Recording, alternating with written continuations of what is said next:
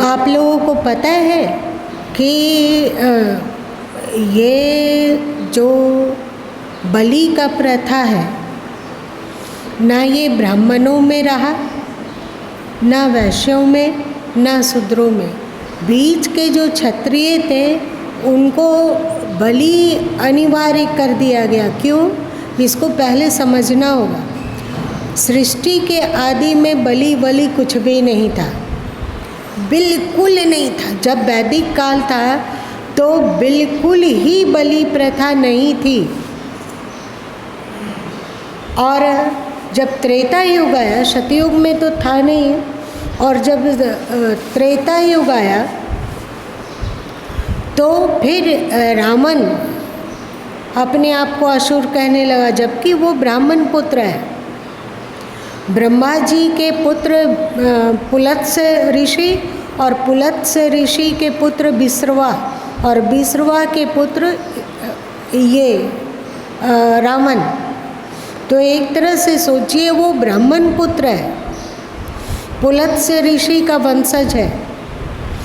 उसके भीतर दुष्टता समाई और वे अपने आप को सही साबित करने के लिए असुरी पूजा प्रचलन किए, और पूरा देश मतलब पूरा समाज असुरी तरीके से पूजन करे, इसका वे कोशिश किए।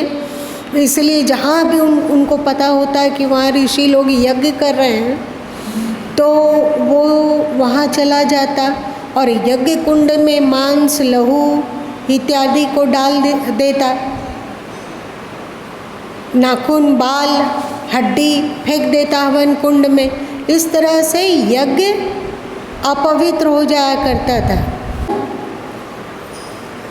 विश्वामित्र जी अपने यज्ञ की रक्षा के लिए राम और लक्ष्मण को लेकर अपने कुटीर में पहुँचे। याद आई?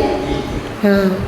तो उस समय उसको महापवित्र पूजा में, यज्ञ में, हवन में किसी हालत में रक्त का एक छींटा पड़ जाता था तो लोग उसको अशुद्ध मानते थे कि अपवित्र हो गया, भ्रष्ट हो गया, यज्ञ भ्रष्ट हो गया।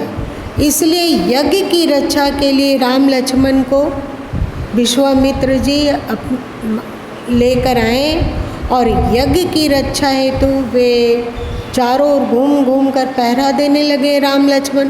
तभी ताड़का सुबाहु इत्यादि को राम मारे और उनका यज्ञ संपन्न हुआ। इससे स्पष्ट है कि त्रेता युग में भी ये सब नहीं था। आप महाभारत में आ जाइए तो अभी महाभारत लगभग 1,00,000 श्लोकों वाला है। उसमें एक भी श्लोक ऐसा नहीं है जो कि कहता हो कि यज्ञ में बलि दीजिए, चाहे आप देवी के आगे बलि दीजिए, चाहे अमुक के आगे बलि दीजिए, ऐसा कुछ भी नहीं, एक भी श्लोक में नहीं।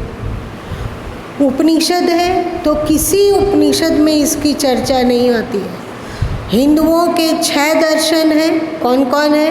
कौन बताएगा? उस दिन बताए थे, बताओ। सांख्य योग, वैशेषिक, न्याय और मीमांसा और वेदांत। 6 दर्शन है। 6 दर्शन में एक भी दर्शन में ऐसा नहीं है कि पूजा में या देवी देवता के नाम पर बलि दिया जाए, एक भी श्लोक नहीं है। अब आ जाइए मनु स्मृति में। मनु स्मृति में इस तरह का श्लोक पाया जाता है, लेकिन मनु स्मृति में ये भी पाया जाता है कि पूजा कैसे सात्विक रूप से करना चाहिए। जौ और उस समय का जो फसल होता था, उड़द इत्यादि को यज्ञ कुंड में डालना चाहिए, और बहुत सारी औषधियाँ और बहुत सारे अनाज। पर उसी यज्ञ में, उसी मनु स्मृति में ये भी पाया जाता है कि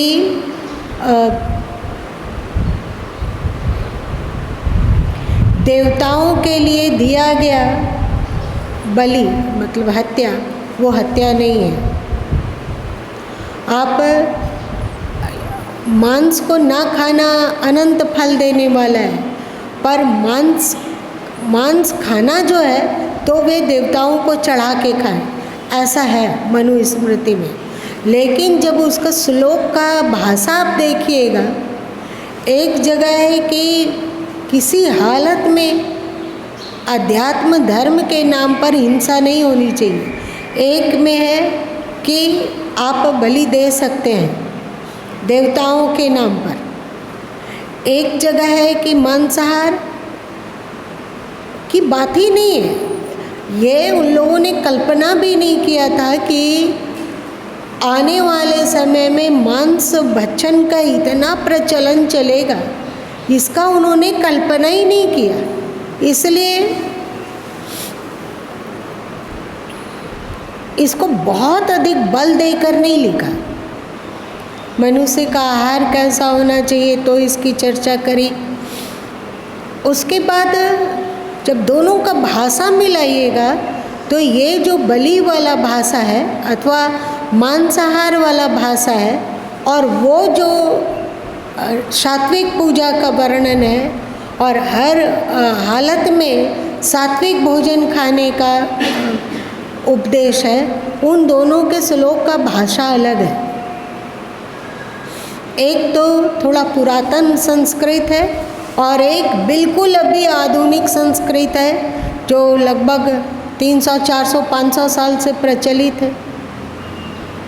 वैदिक संस्कृति है तो मनुस्मृति का ओरिजिनल भाषा वो नहीं है। और ये सब बातें जो लिखी हुई है वो बिना प्रकरण का बीच बीच में खोस दिया गया है। आप बहुत ध्यान से और गौर से मनुस्मृति को पढ़ोगे तो आप देखकर दंग रह जाओगे कि मनु जी महाराज एक श्रृंखलाबद्ध चर्चा करते हैं। कोई भी सब्जेक्ट को उठाते हैं और उस सब्जेक्ट को पूरा कर लेते हैं एक ही साथ, उसके बाद दूसरे सब्जेक्ट को उठाते हैं। आप लोगों ने किसी ने मनुस्मृति पढ़ा है? कोई नहीं। कोई बहन लोग कोई नहीं पढ़े। पढ़ना चाहिए।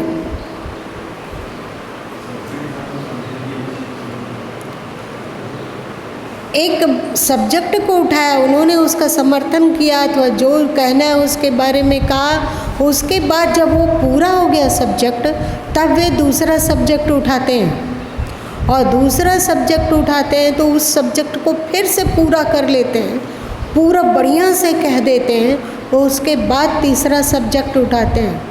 लेकिन ये सब जो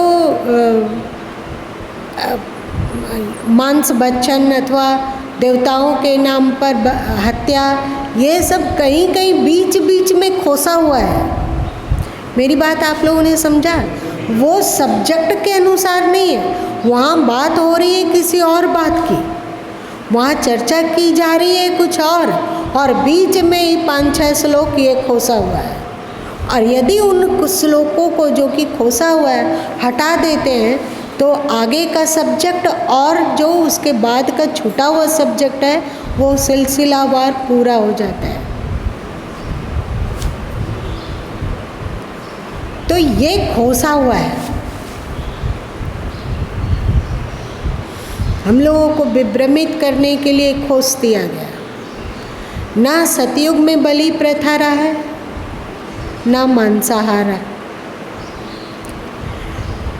और मनुस्मृति में एक और बात कही गई है कि जो पशु की हत्या करने के लिए प्रेरित करता है कि हत्या होना चाहिए, उस पर भी हत्या का पाप लगता है। और जो उस मांसाहार के लिए पैसा देता है उसे भी उतना ही पाप लगता है। जो खरीद कर ले आता है उसे, वह भी हिंसा का दोषी है। और जो उसको पकाता है वो भी हिंसा का दोषी है। और जो उसको टुकड़ा टुकड़ा में बांटता है वो भी हिंसा का दोषी है। जो प्राणी को मारता है वो भी हिंसा का दोषी है, और जो खाता है वो भी हिंसा का दोषी है। अष्ट हिंसा उन्होंने मनुस्मृति में कहा है। सतयुग में हिरण्यकशिपु अथवा हिरण्याक्ष इत्यादि की चर्चा आती है, पर कहीं नहीं है कि वे बलि दे रहे हैं अथवा मांस खा रहे हैं, ऐसा कुछ नहीं आता है। त्रेता में भी नहीं, द्वापर में महाभारत को उलटिए पुलटिए 1,00,000 श्लोकों वाला महाभारत उलट जाइए, कहीं कुछ भी नहीं है। तो ये आया कहाँ से? और बलि प्रथा का प्रचलन हुआ होगा कब? कब हुआ होगा? दिमाग दौड़ाने पर और गहन रूप से इस पर चिंतन करने से बहन लोग बोर हो रहे हैं, क्योंकि ये तो उनका सब्जेक्ट नहीं है। लेकिन जैसे ये गुरु माँ का सब्जेक्ट नहीं है, गुरु माँ हिंसा नहीं करते हैं, बलि नहीं देते हैं, इस तरह की प्रेरणा भी नहीं देते हैं, लेकिन जानकारी तो रखनी होती है ना। जानकारी नहीं रखेंगे तो अगले को कैसे बताया जा सकेगा? समझ गए हो? तुम लोगों को भी जानकारी रखनी चाहिए, जिससे कि इसके बारे में बोला जा सके, किसी को समझाया जा सके। इसलिए आप मत समझिए कि आप शाकाहारी हैं, आप तो बलि नहीं देते हैं, आप हत्या नहीं करते हैं, आप मांस के बारे में सोच भी नहीं सकते हैं। तो ये सोचकर आप मेरी बातों को गौर से ना सुने, ऐसी बेवकूफ़ी मत करना, ध्यान से सुनो। सोचने पर कि ये कब प्रचलन हुआ होगा, बलि मांसाहार, काटना कूटना, तो लगता है जहाँ तक दिमाग में आता है कि ये मुगल काल में आया होगा। और जब हमारे देश में विदेशी आक्रमणकारी आते थे, विदेशी आक्रमणकारी आके हमारे देश में लूट पाट मचाते थे, खून की रात, ये सब बहुत आए। तो उस समय क्योंकि हम लोग सब के सब धीरे धीरे धीरे बौद्ध धर्म का भी प्रचार हुआ, जैन धर्म का प्रचार हुआ, तो हम लोग सब उद्घोष करने लगे हिंसा परमो धर्मा, सब में एक ही ईश्वर है, सब में एक ही आत्मा का वास है, सब में सबको दर्द एक जैसा होता है, सबको पीड़ा होती है। इसलिए जो अपने लिए ना चाहो उसे दूसरे के लिए मत करो, सबसे प्रेम करो, सब में ईश्वर को देखो। तो जो भी लुटेरे लोग आते थे हमारे देश में, कभी हमारे देश वाले लोग बिल्कुल हथियार एक किनारे रख दिए और उन्हें लगता था कि ये तो सब अपने लोग हैं, पराए कौन है। उनको लूटा गया, उनके घर को जला दिया गया, उनकी संपत्ति को हड़प लिया गया, लेकिन फिर भी वे चुप रहते थे, सह लेते थे कि कैसे मारा जाए, इसमें भी तो ईश्वर है, इसमें भी तो ईश्वर है, इसको कैसे मारा जाए। और सर्वधर्म समभाव ये हम ही लोग की खोपड़ी की उपज है, जानते हो। हमारे यहाँ इस्लाम आया तो हम लोगों ने देखा कि सब धर्म तो एक ही है, चाहे अल्लाह कहो चाहे ईश्वर कहो, बात तो एक ही कही जा रही है। तो उनके लिए मस्जिद बनाया गया, उनका अजान देने का व्यवस्था कर दी गई, वे अपने धर्म का प्रचार प्रसार कर सकते हैं, इसको कानूनी रूप से वैध माना गया कि सही है, आप कर सकते हैं। अंतर क्या पड़ता है? कोई ईश्वर ईश्वर कहता हो, राम राम कहता हो, या कोई रहीम रहीम कहता हो, है ना।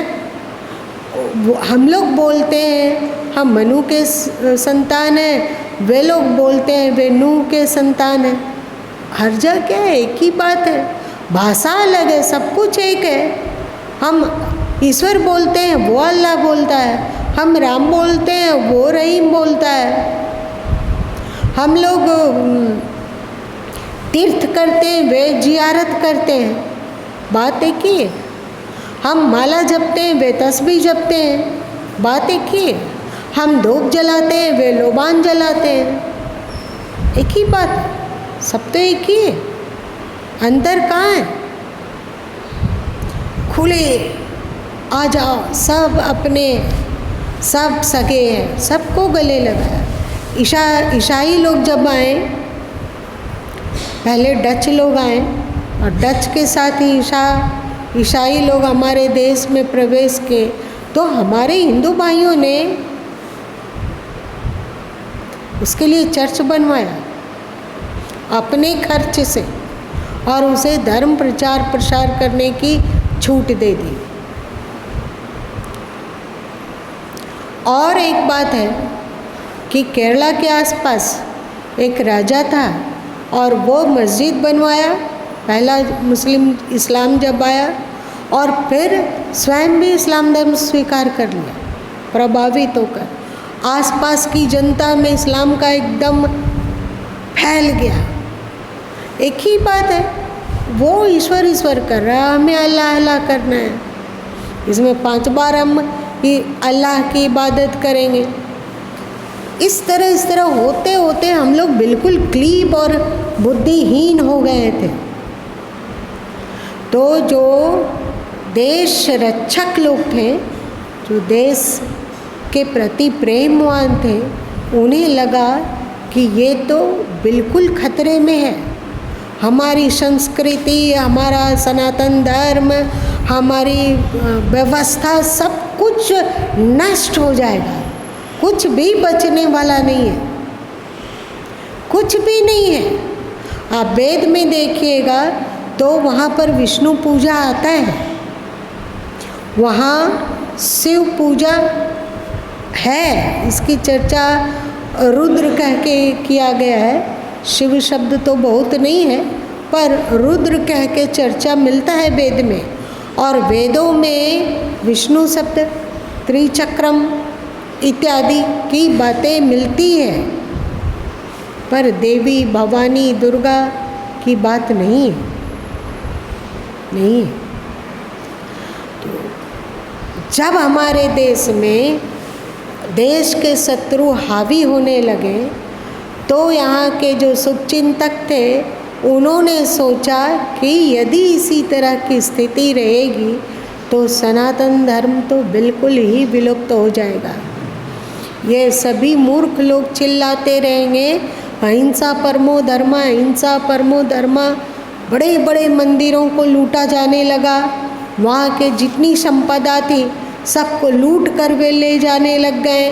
राज्य में आक्रमण होता, महल पे आक्रमण होता, महल को तहस नहस कर दिया जाता, कीमती चीज़ें लूट ली जाती। जो औरतें होती अथवा जो लड़कियां होती अथवा जो किशोरावस्था के लड़के होते, उन लोगों को अपहरण करके ले जाया जाता, उन्हें गुलाम बनाकर बेचा जाता था। औरतों को बेचा जाता था, लड़कों को बेचा जाता था, लड़कियों को बेचा जाता था। यहाँ ये लूट का चीज़ है ना, ये आदमी लोग, उसमें तो उनको कुछ दिख नहीं रहा है कि अल्लाह है कि ईश्वर है। वो एक हमारे मतलब जायज़ कमाई है, हमने इसे मेहनत करके लूटा है और पाया है। तब हमारे पूर्वजों ने कुछ व्यवस्था की और उस समय तंत्र ग्रंथ का निर्माण होने लगा और उस समय भवानी शब्द आया। पुराणों में भी था, पर अब इसका प्रचार प्रसार होने लगा और ख़ास करके क्षत्रिय वर्ग को बिल्कुल अनिवार्य कर दिया गया कि आपको बलि देनी होगी और आपको उसका मांस खाना होगा। वो महाप्रसाद है। पर बलि देने का ये प्रचलन एकमात्र क्षत्रिय में रहा। बलि, जिससे कि उसका हृदय थोड़ा कठोर हो जाए। अभी भी आप देखोगे क्षत्रिय वर्ग इत्यादि को क्रोध अजीब आता है, छोटी छोटी बातों में वे तमक जाते हैं। आप लोगों ने अनुभव किया है। और वे अपने क्रोध पर कंट्रोल नहीं कर पाते हैं।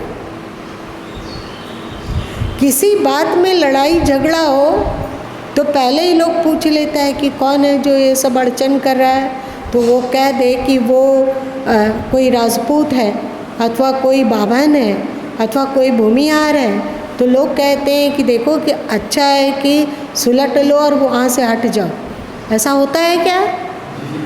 होता है, होता है। ऐसा उन लोग का हृदय कैसे कठोर हो गया? उनके दिल दिमाग को कठोर बनाया गया कि वे आन बान शान अपने धर्म के लिए, अपनी जाति के लिए, अपने समाज के लिए, अपने देश के लिए कठोर होकर दुश्मनों से सामना करें, दुश्मनों का लोहा लें, उसको पराजित करें, उसको मार कर सुला दें। उसका ट्रेनिंग दिया गया। ये काट-कूट, बड़े बड़े भैंसा को काट दिया, दिल में दर्द रहा ही नहीं। अब हृदय एकदम पत्थर हो गया। बड़े बड़े भैंसा लोग को काट दिया जाता था। अब काटा जाता है कि नहीं हमें नहीं पता। अब केवल पाठा काटा जाता है। चलो तो काटो, मारो, मारना होगा। ये तुम्हारा धर्म है। देखो अमुक शास्त्र में लिखा हुआ है, देखो अमुक शास्त्र में लिखा हुआ है, देखो अमुक शास्त्र में लिखा हुआ है, तुमको मारना होगा। तुम क्षत्रिय हो तो क्षत्रिय हो के भवानी की पूजा नहीं किया और महामाया की पूजा ना किया और उनके नाम पर बलि नहीं चढ़ाया, तो तुम किस बात के क्षत्रिय? ऐसा कहकर शुरू में इन सब बातों को जबरन उन लोगों से करवाया गया और शास्त्रों में इसका प्रवेश किया गया। हर शास्त्र जहाँ संभव हो सका वहाँ पर इसे घुसाया गया, जिससे कि लगने लगे कि बलि बिल्कुल धर्म सम्मत है। और धीरे धीरे करके दिल दिमाग बिल्कुल कठोर हो जाए। उसे उकसाया जाता था कि सोचो तुम राजपूत हो, युद्ध में पीठ दिखा के भागोगे, तुम अपनी जाति को कलंकित करते हो। ऐसा उनको कहा गया। ये क्यों कहा जा रहा था? जिससे कि वो पीठ ना दिखाए, जिससे कि वो युद्ध के मैदान को छोड़कर ना भागे, प्रत्युत शत्रुओं का सामना करे। आप लोग जानते होंगे अग्रसेन अभी है ना यहाँ, अग्रसेन भवन है कोई? हाँ, अग्रसेन जी भी क्षत्रिय थे और क्षत्रिय धर्म में जैसा पूजा पद्धति था उस दृष्टि से बलि वगैरह देकर पूजा किया करते थे। उसके बाद वे वैष्णव के वैष्णव संतों से उनकी संगति हो गई। उन्होंने कहा ये मांसाहार, ये बलि गलत है, और वे उन्हें वैष्णवी पूजा के लिए प्रेरित किए। अग्रसेन जी वैष्णव धर्म से बहुत प्रभावित हो गए और बोले कि अब मैं सात्विक पूजा करूँगा, भवानी की ही पूजा होगी, महामाया की पूजा होगी, लेकिन वैष्णव तरीके से। पुरोहितों ने कहा कि ये हो नहीं सकता, आप क्षत्रिय हो तो आपको बलि देना होगा और वो महाप्रसाद है, आपको बांट के खाना होगा। तो अग्रसेन ने क्या किया कि वे क्षत्रिय धर्म को त्याग कर दिया कि अब मैं क्षत्रिय नहीं। उस समय तक था कि हम अपनी इच्छा से वर्ण चुन सकते हैं। तो वे वैश्य समाज, वैश्यत्व को चुने। हैं वे राजपूत, पर फिर वैश्यत्व वर्ण को स्वीकार किए कि अब मैं वैश्य हूँ। अभी आप देखोगे अग्रसेन जी को मानने वाले बहुत सारे लोग हैं, वे सब के सब राजपूत रहे हैं। और वे अग्रसेन जी जब वैश्य धर्म को स्वीकार किए तो उनके जितने रिलेशन थे अथवा उनकी बहुत सारी प्रजाजन थी, वे सब के सब वैश्य वर्ण को स्वीकार कर लिए और वैष्णवी पूजा करने लगे।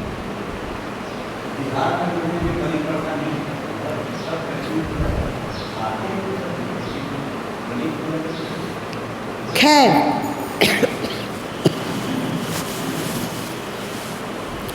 हमारे पूर्वजों को ये बहुत मुश्किल से क्षत्रियों में ये चीज़ घुसाना पड़ा है, बहुत मुश्किल से।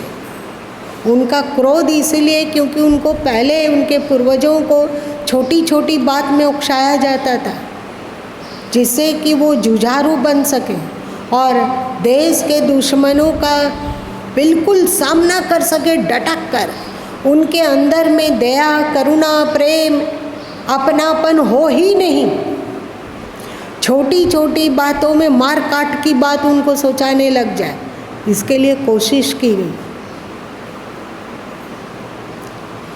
अब भगवान की कृपा से हम लोगों का देश आज़ाद हो गया है और हम लोग अभी क्षत्रिय कहलाते जरूर हैं, पर क्षत्रिय हैं नहीं। ऐसा नहीं है कि असली क्षत्रिय वो है जो बॉर्डर पर है ना, जो पुलिस में है। वे प्रजाजनों की रक्षा के लिए हथियार उठाए हुए हैं, है कि नहीं? चाहे बॉर्डर पर वे शत्रुओं से मुकाबला करने के लिए और अपनी देश की रक्षा करने के लिए भिन्न भिन्न प्रकार के हथियार अपने हाथ में लिए हुए हैं। वे अपने समाज, अपने देश की रक्षा के लिए कुछ भी करने को तत्पर हैं, वस्तुतः वही क्षत्रिय हैं। और अभी हम लोग तो केवल ढोर हैं।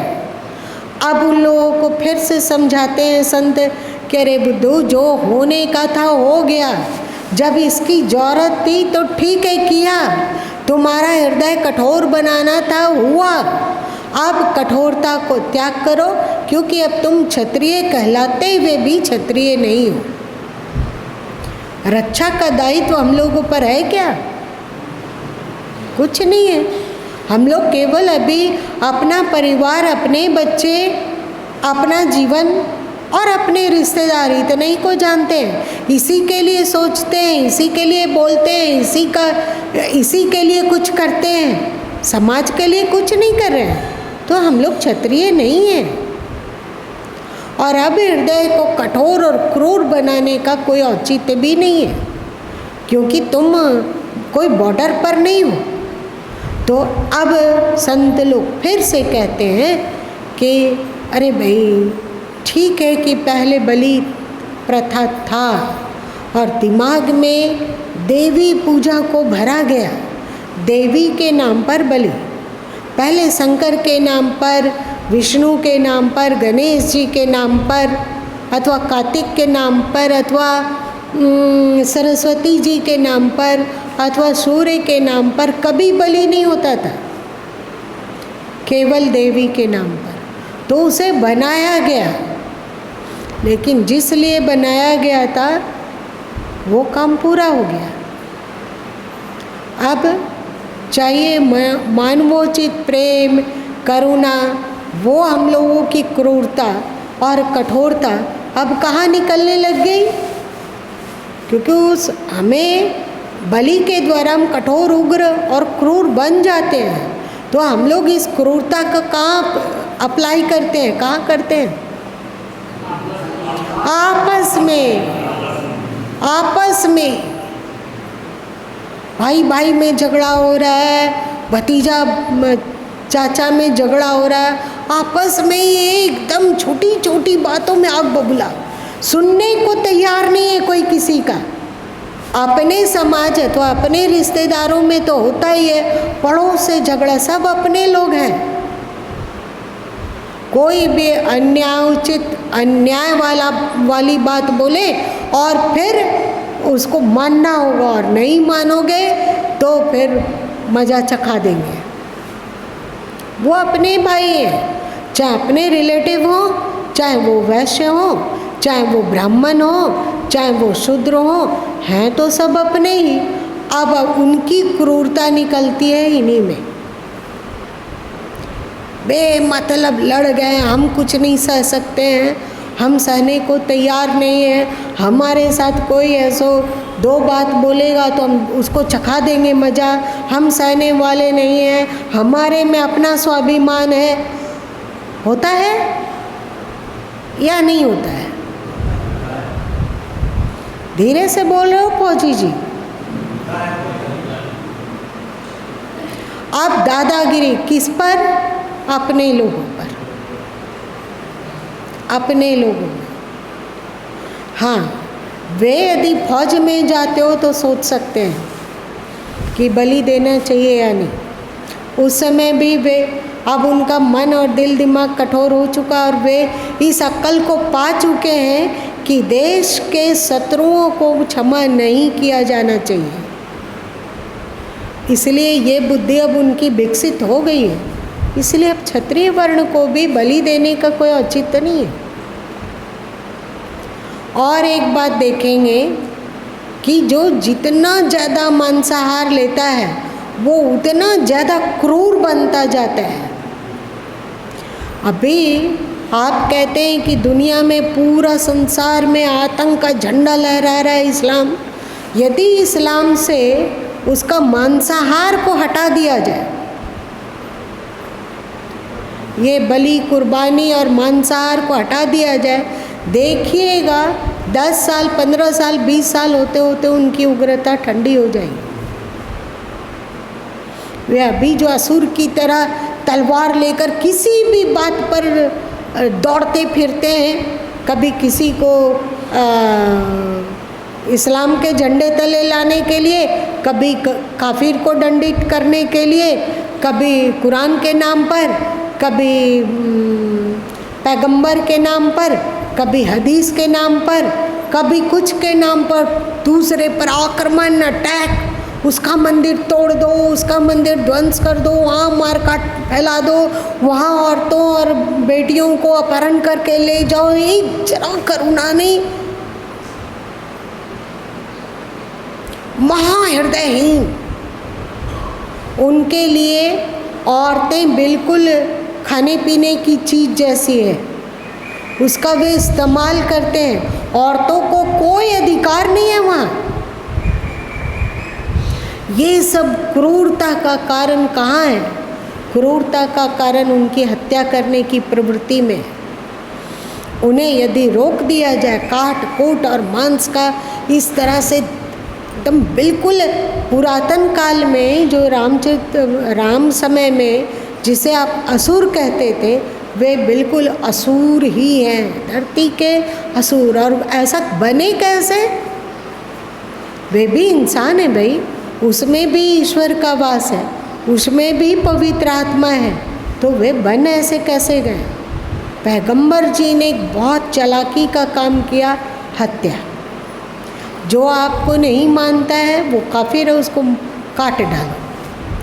और फिर लूट का माल मिलने लगा, लूट की स्त्रियां, लूट का धन, सब मतलब पसीने की कमाई समझो उसे, जायज है। बढ़ता गया तलवार और तलवार और तलवार और तलवार। कोई व्यक्ति कितना गिर सकता है उनके आतंक को देखकर आप समझ सकते हैं। जहाँ उनकी बहुसंख्यकता होती है, जैसे कश्मीर वगैरह, ये सब कुछ वहीं से आया। तो आप में, क्षत्रियों में ये जो डाला गया, इसका कारण था। अब वो कारण रहा नहीं,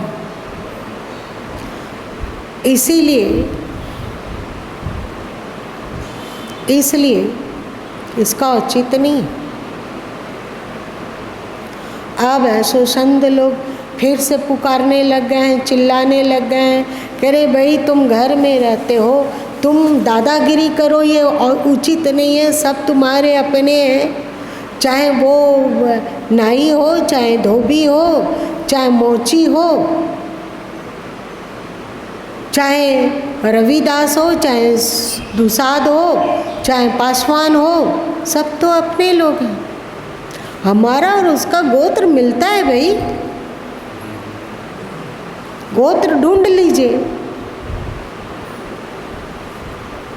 आप बताइए फौजी जी, आप जहाँ से आते हैं वहाँ कश्यप गोत्र है या नहीं है? रामदुलार भाई कहाँ गए? उठिए, खड़े होइए। कश्यप गोत्र है इनका। एक ही गोत्र, मतलब एक ही कश्यप के वंशज आप भी हैं, कश्यप के वंशज ये भी हैं। तो बताइए कहाँ से जाति और कहाँ से ऊंच नीच का भेदभाव? बैठ जाओ। कहाँ से आया? आप बताइए, आपके समाज में सांडिल्य गोत्र है? सांडिल्य गोत्र है। दीपक भाई जी, आप बताइए आपका गोत्र क्या है? किसका सांग? और कौन बोला सांडिल्य गोत्र? अच्छा, इतने लोग, सबका सांडिल्य गोत्र। तो बताइए कहाँ अंतर रहा? अगर ऐसा होता कि कौन सा सेठ खाता, इस बेवकूफ़ी में मत रहो। ये दीपक भाई कपिस्वे खाता है इसका, लेकिन इसका भी सांडिल्य गोत्र है। इसका मतलब हुआ कि ये सब के सब सांडिल्य के ही संततियाँ हैं। आप अरुण जी लोग बोले थे, इन्होंने कहा भारद्वाज गोत्र। तो भारद्वाज गोत्र और किसका किसका है? जरा हाथ उठाइए। संजय राय कहाँ गए? संजय नहीं आए। और कोई? चलिए, भारद्वाज गोत्र वैश्य में भी है और क्षत्रिय में भी। आप क्या करेंगे? इसको देखिए, पुलत्स्य गोत्र। और इन्होंने कहा कि चंद्रमणि गोत्र होता है आप लोगों में, हाँ, चंद्रमुनि। तो उसको कोड़ा गया, गुरु माँ कोड़े कि चंद्रमुनि गोत्र है क्या? तो ये चंद्रवंशी, ये चंद्रमुनि गोत्र। और सूर्य क्या बोले थे? क्या? सूर्य मुनि गोत्र। सूर्य मुनि गोत्र कौन है? ये सब के सब क्या? सूर्यवंशी है। वहाँ से ये सूर्य किसके पुत्र थे? अदिति और कश्यप के। अदिति और कश्यप के पुत्र विश्वान और उनके पुत्र विवस्वान, और वहीं से चला, विवस्वान से चला ये सूर्य वंश, वहीं से चला। मूल में कौन हो गए? कश्यप। चंद्रवंश अत्रि ऋषि से चला। अत्रि की पत्नी अनसुईया, अनसुईया के 3 पुत्र कौन कौन? चंद्र और दत्तात्रेय जी और दुर्वासा जी। ठीक है, दत्तात्रेय जी और दुर्वासा जी तो विवाह नहीं किया, वे संन्यास ले लिए। चंद्र, उन्होंने विवाह किया और वहाँ से चला चंद्रवंश। इनके मूल पूर्वज कौन हो गए? अत्रि ऋषि। अत्रि ऋषि मूल पूर्वज हो गए। और एक मजे की बात है कि ये गोत्र सब में मिलता है। ये अरुण जी लोगों में भी मिल रहा है। और ये आपका क्या गोत्र है? आप बताइए। कश्यप गोत्र। अभी अपने आप को सोच रहे होंगे कि हम तो क्या उसको कहते हैं, जनरल कैटेगरी में आते हैं, क्या इसको कहते हैं? हम लोगों का उच्च वर्ण है, ऐसा सोचते होंगे। यदि उनका उच्च वर्ण है तो जो बाकी, और अभी अरुण जी रामदुलार का कौन वर्ण हो गया? उच्च वर्ण उनका है या नहीं? एक बार यदि गोत्र में हम लोग ध्यान देंगे ना, तो हम लोगों में आपस में घनिष्ठ प्रेम होगा। कि अरे हम लोगों के खून में उन ऋषि का है। इन 7 ऋषियों का ब्लड ही बट के पूरे, चाहे भारत हो, चाहे पाकिस्तान हो, चाहे बांग्लादेश हो, चाहे अफ़गानिस्तान हो, चाहे ईरान हो, और इधर जो मलेशिया है और इधर और बर्मा है, इंडोनेशिया है और थाईलैंड है और चीन का एक बहुत बड़ा हिस्सा, उसमें भी इन्हीं सप्तऋषियों का। अभी जो मुस्लिम बने फिरते हैं उनका डीएनए और हम लोगों का डीएनए में मैच कर जाएगा, क्योंकि कितना भी वे अरब को ढोएं, दाढ़ी बढ़ा लें उसी तरह से, पोशाक पहन लें उसी तरह से, वेशभूषा बदल लें, बोलने का स्टाइल चेंज कर लें।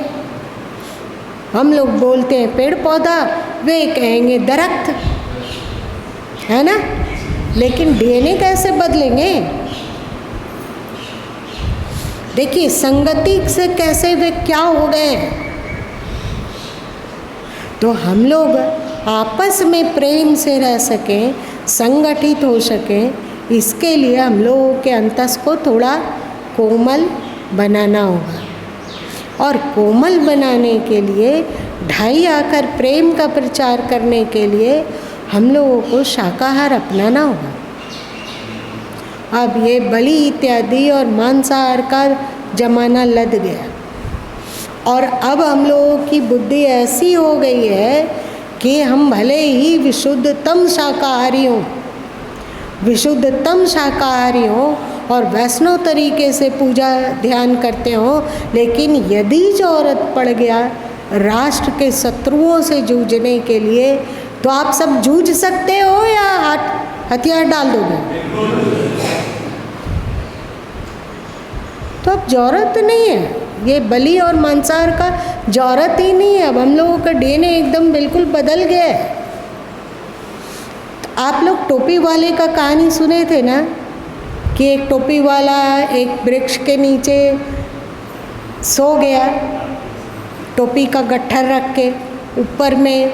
जब वो उठा तो देखा पूरा गट्ठर खाली है, ऊपर देखा तो देखा कि सब बंदर लोग टोपी से खेल रहे हैं। बहुत दुखी हुआ और दुख से बोला, ले लो ये टोपी भी तुम ही रखो। और जैसे वो टोपी फेंका, वैसे ही सब बंदर टोपी फेंक दी। अब टोपी वाला निश्चिंत हो गया। फिर बहुत साल के बाद एक टोपी वाला फिर एक संयोगवश पेड़ के नीचे सो गया और बंदर उसमें रहते थे, उसकी भी सब टोपी लेकर पहन लिए। तो ये उठा और अपना देखा सारी टोपी गायब है। तो निश्चिंत था कि हम अपनी अभी करते नहीं, नकलची बंदर है। उसने अपना टोपी खोला और फेंक दिया पेड़ पर, और बंदर उस टोपी को लोक लिया, कैच किया और बोला कि मैं सीख गया हूँ अपने पूर्वजों की गलतियों से। अब मैं जान लिया कि हमें टोपी फेंकना नहीं है, तुम जो टोपी फेंकोगे उसे भी अपना टोपी बना लेना है। वो बिल्कुल मुंह लटकाया हुआ टोपी वाला चल दिया। तो हम लोगों के पूर्वज जो गलतियाँ की है उसको अब हम लोग समझ गए हैं, अब वो गलतियाँ फिर से नहीं दोहराएंगे। इसलिए शाकाहार, मानव आहार, शाकाहार, आपसी प्रेम, रिश्तों में मधुरता और ढाई आकर प्रेम अथवा वसुदेव कुटुंबकम, ये आना चाहिए दिल दिमाग में। इसके लिए शाकाहार उत्तम है। और अब जो अपने आप को कहते हैं कि वे पीढ़ी दर पीढ़ी चले आ रहे हैं, बलि उनके यहाँ पड़ता है, तो वे खोज कर देख लें कि ये बलि प्रथा मुगल काल में ही उनके कुल में आया होगा। उसके पहले उनका कुल तो था, लेकिन उनके पहले के पीढ़ी वाले लोग बलि नहीं देते थे। तो अब आप सोच लीजिए, अभी से मुगल काल से अभी तक का कितना दिन हो गया होगा अरुण जी?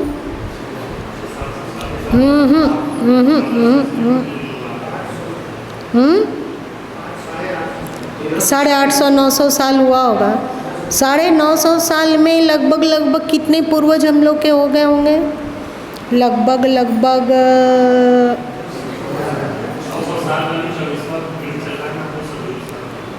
हाँ, तो हम लोग का लगभग 600 पीढ़ी होगा, इससे ज़्यादा।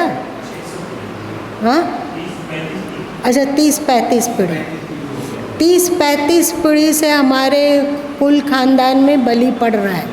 उसके पहले का पूर्वज देखिए, कितने पूर्वज हैं आपके गोत्र से लेकर उस समय तक, मुगल काल तक।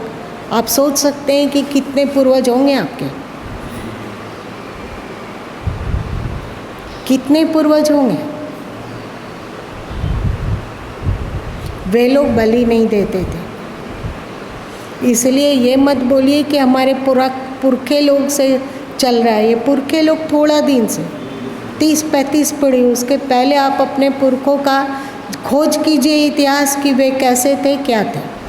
ठीक है, आज फिर से सब्जेक्ट चेंज हो गया।